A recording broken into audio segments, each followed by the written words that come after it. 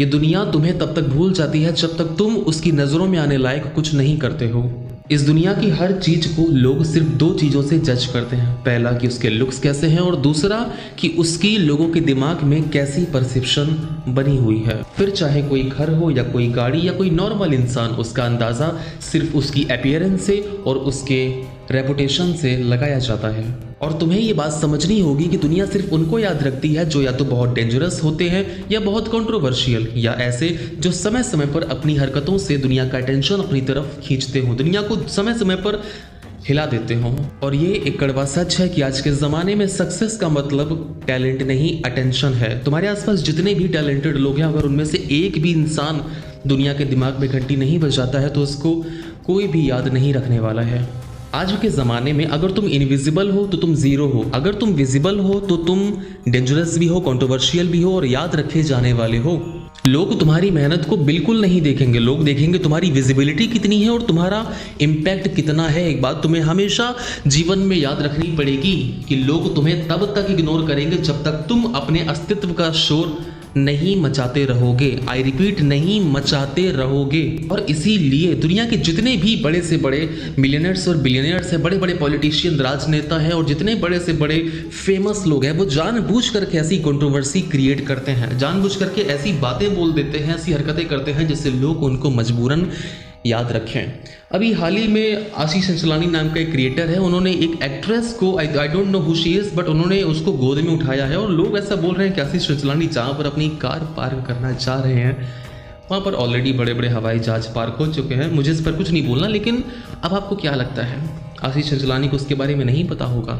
अभी निश्चय Malan, I think अभिषेक कौन थे, उन्होंने अपनी एक लड़की को आई थिंक प्रपोज किया है या शायद उससे इंगेजमेंट हुई है, तो लोग बड़ा ट्रोल कर रहे हैं कि अभिषेक जानी निश्चय जानते नहीं हैं इस लड़की का कि कितना डार्क पास्ट है।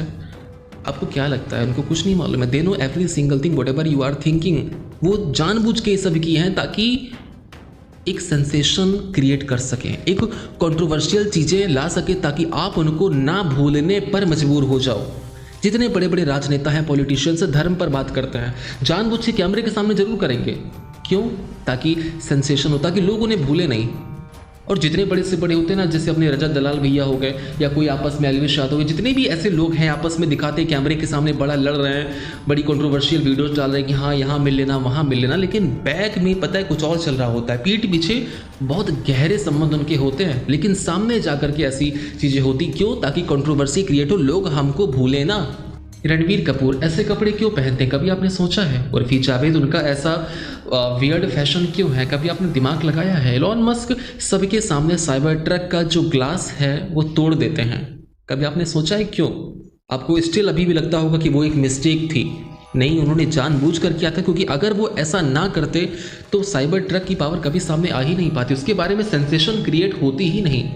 वो तो इनकी एक ऑटो मार्केटिंग करने का तरीका था, अटेंशन पाने का तरीका था। ये दुनिया तुम्हें तुम्हारे काम से नहीं, तुम्हारी न्यूज़ वर्दीनेस से तुम्हें याद रखती है। तुम्हें अपनी लाइफ में सिर्फ एक डिसीजन लेना है, क्या तुम्हें भीड़ चाल का हिस्सा बनना है या पब्लिक में, समाज में सबसे अलग निकल करके अलग पर्सनालिटी बन के सामने आना है, ताकि लोग तुम्हारा नाम सदियों तक याद रखें। पॉपुलर होने का सिर्फ एक फॉर्मूला है, बी सीन बी डिफरेंट। और अगर तुम्हें लगता है कि तुम साइलेंटली अपना काम करते करते फेमस हो जाओगे तो तुम गलत हो। दुनिया तुम्हें सिर्फ तब याद रखेगी जब तुम दुनिया को ज़बरदस्ती अपनी प्रेजेंस फील करवाओगे। और यही है शक्ति के 48 नियम का 6वां law, code attention at any cost.